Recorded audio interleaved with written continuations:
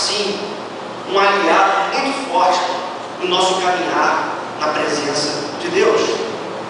Então, meus irmãos, trazendo para os nossos dias, o templo ou a igreja, ele deve ser visto muito mais como algo da existência, como eu já lhes falei aqui, como algo da vida, no caminhar onde Deus se manifesta e onde, propriamente, pode ser o lugar onde a presença doce de Deus pode nos encontrar todos os dias.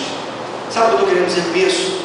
Nisso tudo que eu já falei para você nessa noite até aqui, o mais importante de tudo é que a presença de Deus seja algo muito real na nossa jornada, seja algo muito real na nossa vida.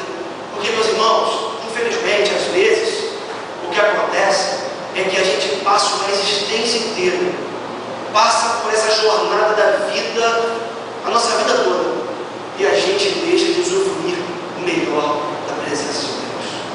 A gente banaliza essa presença, a gente não busca essa presença, a gente não curte a presença de Deus, porque é aquilo, né? Às vezes, vou falar sobre isso aqui, vamos caminhar um pouquinho. Falando um pouco da presença de Deus, eu queria, à luz do texto que nós lemos essa noite, ver aqui com vocês algumas verdades referentes a ela. Primeiro, é que a presença de Deus é algo muito, muito, muito agradável. Olha só que coisa linda, o salmista vai nos dizer aqui no verso 1: como é agradável o lugar da tua habitação, Senhor dos exércitos. Como é agradável o lugar da tua habitação, Senhor dos exércitos. Meus irmãos, existem algumas palavras que combinam com a presença de Deus. E eu poderia dizer que existem algumas palavras que combinam com a igreja. A igreja vida, ou até mesmo a igreja espaço.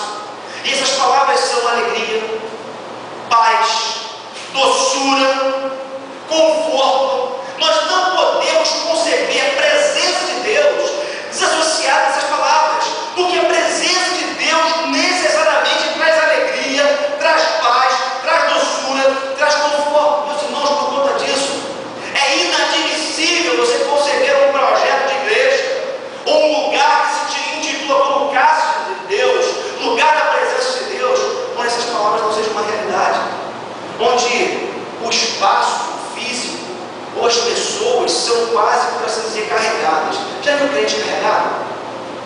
Já viu sujeito que o cara fala que é crente?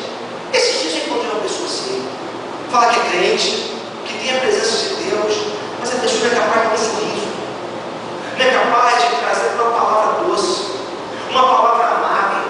É alguém que as pessoas não sentem prazer em estar perto. O povo não tem prazer em estar do lado, sabe por quê?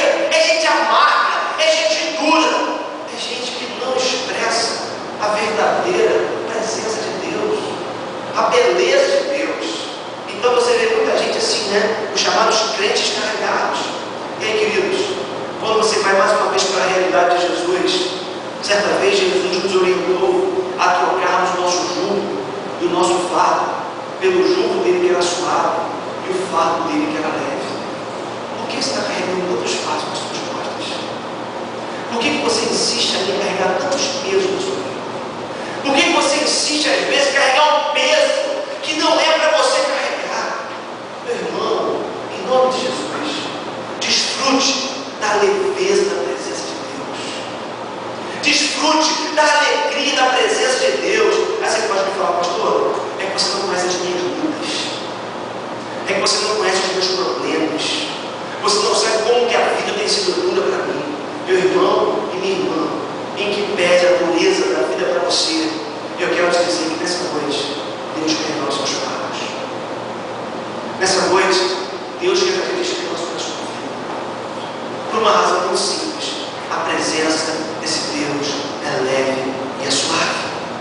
A vida cristã, ela precisa ser marcada por essa leveza, sob pena de você carregar pesos que você não tem que carregar na sua vida.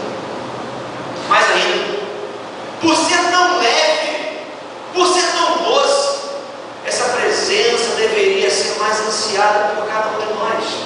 Olha só que coisa bonita, os textos textos da palavra de Deus. O verso 2 diz assim: a minha alma anela e até desfalece pelos atos do Senhor. E ainda no verso 9 nós encontramos assim escrito: melhor é um dia nos teus atos do que 1000 no outro lugar. Prefiro ficar à porta da tenda da casa do meu Deus a habitar nas tendas dos ímpios. Meus irmãos, olha o que o salmista está dizendo: eu amo estar na presença de Deus. Tudo bem, era outro paradigma, era outra referência, o tempo lá no Antigo Testamento, mas trazendo para os nossos dias, falando da doce presença de Deus. Imagino eu que se Davi, o rei Davi, que escreveu a maioria dos salmos, estivesse entre nós, ele continuaria falando como é doce a tua presença.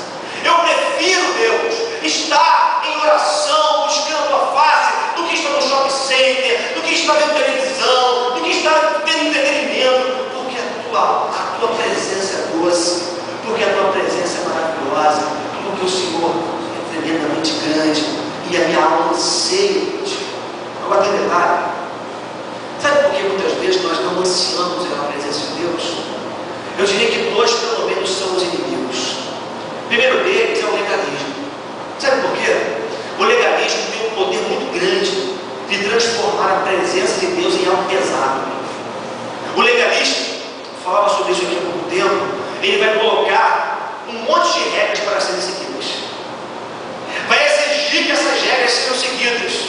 Só que tem um detalhe: ninguém dá conta de ter uma relação transparente, bonita, saudável, à base de imposições.